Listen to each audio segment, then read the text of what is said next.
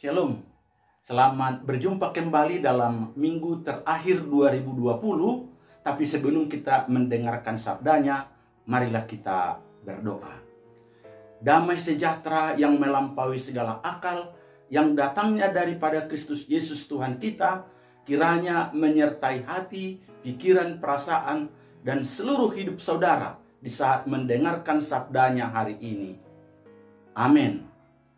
Firman Tuhan untuk kita pada minggu terakhir 2020, minggu tanggal 27 Desember 2020, diambil dari Mazmur 148 ayat 1 sampai ayat yang ke-14, dan bahan bacaan diambil dari Yesaya 61 ayat 10 sampai pasal 62 ayat 3 dengan tema pujian hanya bagi Tuhan. Saudara-saudara yang dikasihi di dalam Kristus Yesus Tuhan kita, waktu kami paduan suara gabungan gereja-gereja se-ibu kota Jakarta, pimpinan Bapak E.L. Pohan almarhum menyanyikan haleluya pada pesta pembukaan paduan suara gerejani Pesparani pertama tanggal 16 Juni 1983 di Balai Sidang Senayan, Jakarta. Saya merasakan sangat terangkat dalam suasana yang agung, menggelegar, dan juga sungguh merasakan kehadiran Allah yang besar, agung, dan mulia. Saudaraku, itu hanya sebahagian kecil dari orang-orang percaya yang menyanyikan haleluya. Coba, sekiranya jika semua orang percaya, baik di sorga dan juga baik di bumi, bahkan semua penghuni sorga, baik di langit dan juga baik di sorga, baik di bumi dan di bawah bumi dan semuanya alam semesta, ikut bernyanyi, mengagungkan, memuliakan Tuhan seperti yang digambarkan Pemazmur 148 ini. Bukankah ada sesuatu yang sangat luar biasa? Bukankah nyanyian pujian menjadi begitu semaraknya, begitu agungnya, begitu hebatnya, dan pasti mengalahkan segala kesemarakan yang ada di dunia ini. Saudaraku, kata haleluya, pujilah, puji-pujian, dan memuji-muji ada 13 kali kita temukan dalam pasal Mazmur 148 ini, menunjukkan perlunya keseriusan dan pentingnya memuji Tuhan, dan hebatnya juga orang yang memuji dan memuliakan Tuhan. Karena pujian adalah ekspresi atas kekaguman kita kepada Tuhan. Kita kagum, kita hormat, kita mengungkapkan rasa syukur kita kepada Allah tentang apa yang telah Ia lakukan dan yang akan Ia lakukan pada diri kita dan juga pada ciptaannya. Dengan tema pujian hanya bagi Tuhan, Pemazmur mengajak seluruh ciptaan, baik yang bernapas maupun yang tidak bernapas, baik yang ada di sorga, yang di langit, dan juga di bumi maupun di bawah bumi, untuk memadukan puji-pujian, pengagungan kepada Allah Sang Pencipta sesuai dengan kapasitas mereka masing-masing. Yang pertama, ayat 1 sampai ayat yang ke-6, ajakan atau panggilan memuji Tuhan kepada yang ada di sorga. Jika kita perhatikan ayat 1 sampai ayat yang ke-6, betapa seriusnya pemazmur mengajak segala yang ada di langit hingga yang di sorga untuk memuji Tuhan. Pertama-tama yang diajak adalah para malaikat dan juga bala tentara sorga sebagai ciptaan Tuhan yang ada di sorga memang, yang pekerjaannya adalah memuji dan memuliakan Allah. Kemudian benda-benda penerang seperti matahari, bulan, dan bintang dan segala yang ada di langit dipanggil Tuhan untuk memuji dan memuliakan Allah. Artinya selain tadi matahari, bulan, dan bintang, tetapi semua unsur ciptaan Tuhan yang ada di semesta bagian surga dan langit, walaupun tidak disebutkan satu persatu, tidak luput dari ketentuan untuk memuji Allah. Benar saudaraku, para malaikat, para tentara sorgawi, dan juga benda-benda yang ada di langit berada di tempat tinggi. Tetapi pemazmur menyatakan bahwa Tuhan tetap yang lebih tinggi dan tertinggi dari mereka. Pujilah Tuhan di sorga. Pujilah Dia, artinya Tuhan di tempat tinggi. Ayat 1. Saudaraku, memang benar bahwa matahari, bulan, dan bintang-bintang adalah ciptaan yang berada di langit. Dan benda-benda angkasa ini sangatlah vital dalam kehidupan manusia. Matahari memberikan sinarnya yang begitu luar biasa untuk kehidupan alam semesta, tapi juga untuk manusia. Begitu juga dengan bulan dan bintang-bintang dan ciptaannya di langit. Tetapi Mazmur 148 ini mengingatkan kembali bahwa sekalipun mereka berada di atas dan sangat vital bagi manusia, mereka juga wajib memuliakan dan meninggikan Tuhan. Hal ini juga menjadi peringatan bagi kita umat manusia, bahwa tidak ada satu unsur pun yang ada di atas langit yang berkuasa selain Allah. Bahwa di langit dan di atas langit adalah juga wilayah otoritas Tuhan, sehingga kepujian hanyalah untuknya. Untuk itu saudaraku, stop mendewakan matahari. Stop untuk mencari nasib melalui bintang-bintang. Karena itu adalah kesia-siaan. Tuhanlah yang patut dan sudah memimpin, memelihara, menjaga kita di tahun 2020. Dan Dia pasti memimpin, memelihara, mencukupkan, menjaga, memberikan yang terbaik juga di tahun 2021 yang akan datang. Bagian kedua, yakni pujilah Tuhan di bumi. Ayat 7 sampai ayat yang ke-12. Pemazmur menguraikan secara detail segala ciptaan yang di bumi untuk memuliakan Tuhan, yang dimulai dari ular naga dan samudra raya. Mereka adalah simbol dan mewakili kuasa yang mengacaukan dan kuasa yang merusak bumi. Mereka juga dilambangkan sebagai ciptaan Tuhan yang memberontak padanya.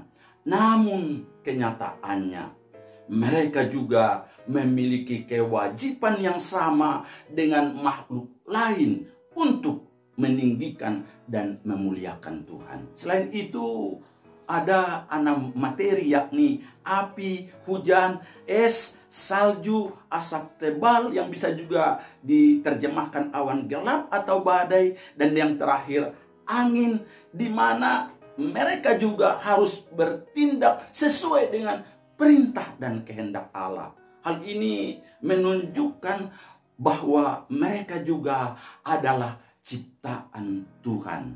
Benar saudaraku, mereka ini ditakuti manusia karena bisa membuat susah, baik seperti ular naga atau samudera raya, jika ada tsunami atau angin puting beliung, ada badai awan gelap dan juga hujan es api bisa menghancurkan kehidupan manusia. Tetapi firman Tuhan dalam Mazmur 148 ini, mereka harus tunduk dan ada dalam pengawasan Tuhan sendiri, sehingga harus meninggikan Tuhan. Begitu juga dengan ciptaan Allah yang lain, seperti gunung-gunung, segala bukit, pohon buah-buahan, dan segala pohon aras, binatang-binatang liar, dan segala hewan, binatang melata, dan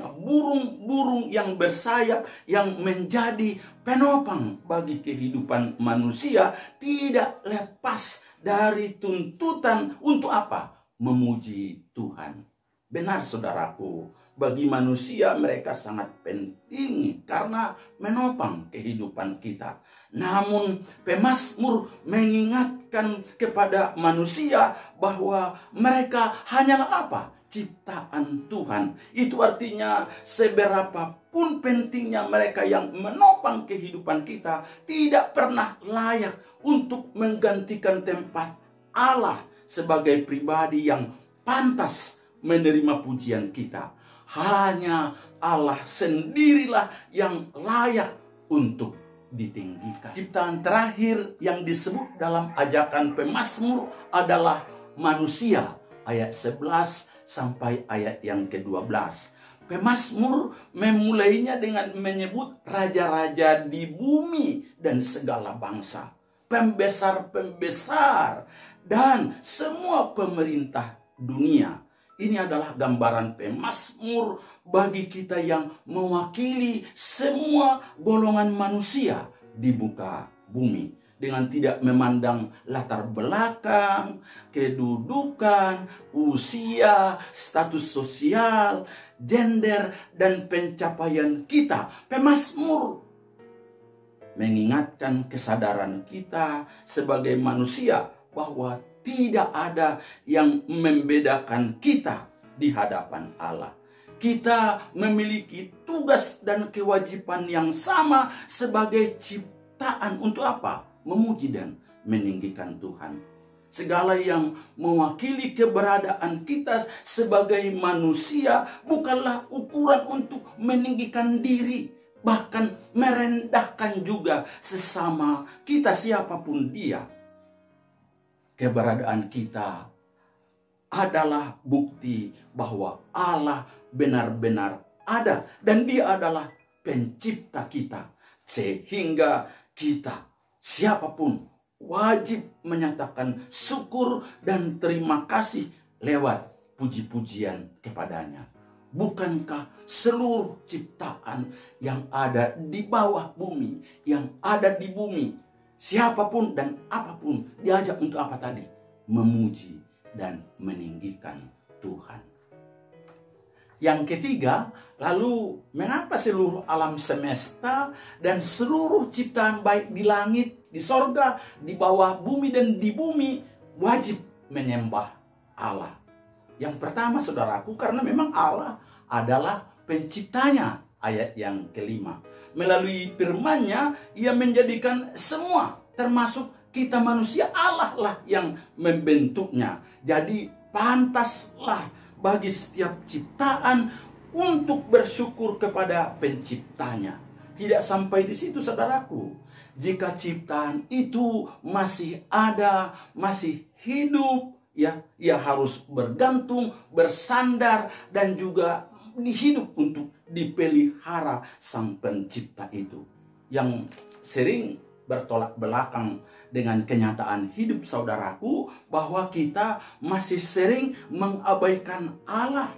Manusia masih suka bergantung kepada ciptaan lain, contohnya kepada uang atau kepada alam semesta, ya, yang sifatnya sebenarnya hanya sementara. Seakan-akan Allah tidak pernah ada. Kita sering menggantikan posisi Allah dengan ciptaan lainnya, sehingga kita tidak memuliakan atau lalai memuliakan Tuhan.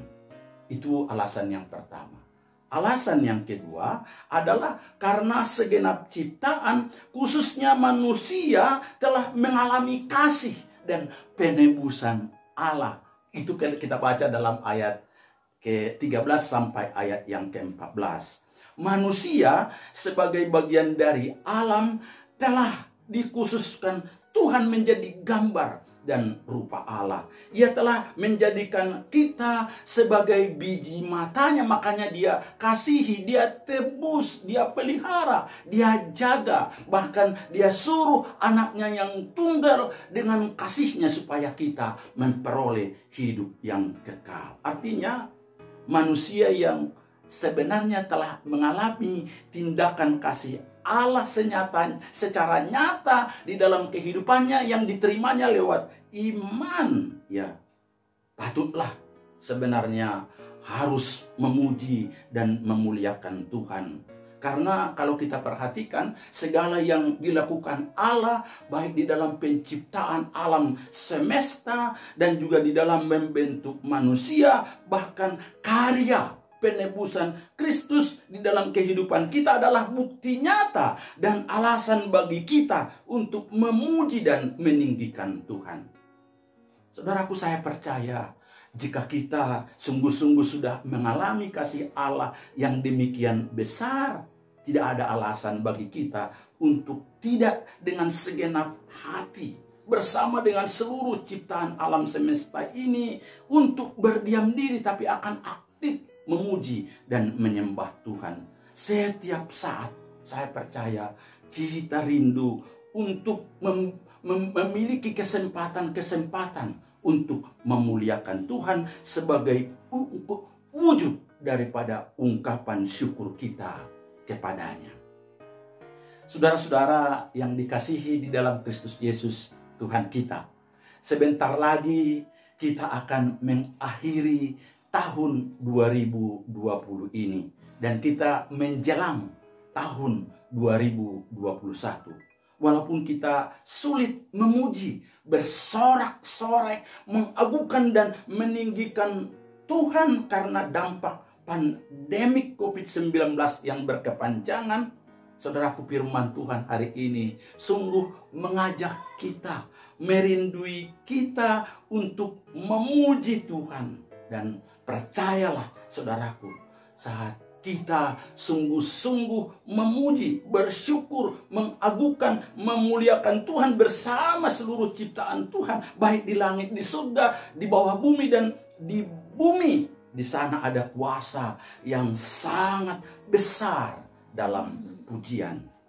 Itu pujian kita pasti membawa kemenangan, membawa sukacita, bahkan semakin mendekatkan kita dengan Tuhan yang lebih tinggi, lebih berkuasa, lebih hebat, yang ada di langit, yang ada di sorga, dan yang berkuasa penuh dengan segala ciptaannya, termasuk dengan apa? COVID-19. Itu percayalah saudaraku, bahwa dengan memuji Tuhan, maka kita akan ikut mengambil bagian dalam kemuliaannya. Dengan bernyanyi telah terbukti mampu menyembuhkan berbagai penyakit, baik masalah kejiwaan, fisik, dan tingkah laku manusia. Saudaraku, Stephen, seorang anak berusia 6 tahun, dididik dalam keluarga Kristen yang baik. Ibunya sedang mengandung adiknya.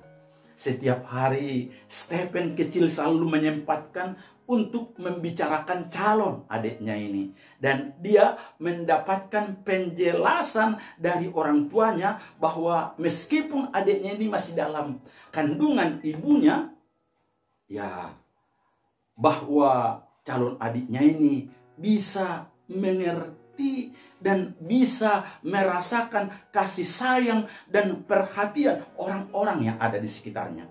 Kadang-kadang ibunya memasang handphone di perutnya untuk memperdengarkan lagu-lagu pujian kepada Tuhan. Terkadang Stephen kecil yang menyanyikan pujian sambil membelai perut ibunya yang seolah-olah sedang membelai adiknya. Dan waktu berlalu, tibalah saatnya ibunya untuk bersalin. Tetapi tidak terduga, adiknya lahir dengan keadaan yang tidak baik. Jantungnya tidak berfungsi dengan sempurna. Napasnya tersengal-sengal. Keadaan ini membuat si bayi harus dirawat intensif di ruang ICU. Dengan berbagai alat bantuan, bayi ini tergolek lemah, tak berdaya di ruangan ICU. Stephen sangat sedih dan berusaha ingin dekat dengan adiknya, tetapi peraturan melarangnya untuk mendekatinya. Tidak bisa dia pergi ke sana karena memang anak kecil tidak boleh masuk ke ruang ICU. Tidak bisa menerima keadaan ini. Stephen mendesak ayahnya untuk bisa diajak masuk ke ruang ICU. Akhirnya sang ayahnya tidak tahan dan dia membujuk sang dokter untuk diberikan waktu khusus bagi Stephen untuk melihat sebentar adiknya yang sedang tergolek lemah di ruang ICU.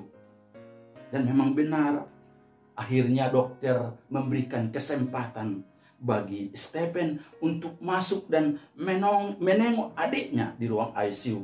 Dengan pakaian khusus, Stephen, ayahnya, dan didampingi dokter yang bertugas mendekat dan melihat keadaan adiknya. Dengan wajah sedih, tapi penuh pengharapan, Stephen menatap lekat wajah adiknya. Lalu dia menyanyi lirih, "Engkaulah matahariku, engkaulah satu-satunya matahariku." Tiba-tiba saudaraku, bayi ini bereaksi. Mesin monitor menunjukkan tanda baik. Ayahnya berkata, lanjutkan step, ayo teruskan." Dan Stephen melanjutkan nyanyiannya, "Engkaulah matahariku, dan engkaulah satu-satunya matahariku yang memberikan sukacita dan pengharapan bagiku." Ajaib, bayi ini terus bereaksi dan keadaannya semakin baik. Dokter yang menemani langsung bertindak memeriksa dan meneliti keadaan bayi itu. Sementara Stephen terus menyanyikan lagu itu, sontak ruang ICU menjadi haru biru. Beberapa perawat matanya berkaca-kaca menahan tangis, dan keajaiban terus berlanjut. Tim medis yang ada bertindak cepat, dan singkat cerita bayi itu dapat bertahan dalam keadaan baiknya. Mujizat terjadi dan hari-hari berikutnya pujian selalu dinyanyikan seakan menjadi terapi buat bayi itu. Akhirnya bayi itu dinyatakan sembuh, sehat secara sempurna.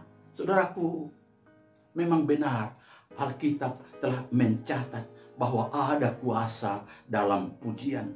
Tembok Yeriko runtuh, gempa bumi dahsyat dan belenggu runtuh dan luruh juga karena kuasa pujian.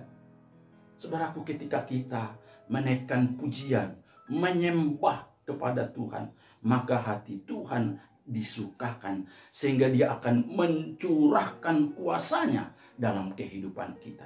Ketika kita memuji Tuhan di tengah-tengah pergumulan dan masalah yang sedang kita hadapi, Tuhan melihat iman kita. Tuhan melihat bagaimana kepercayaan kita kepadanya.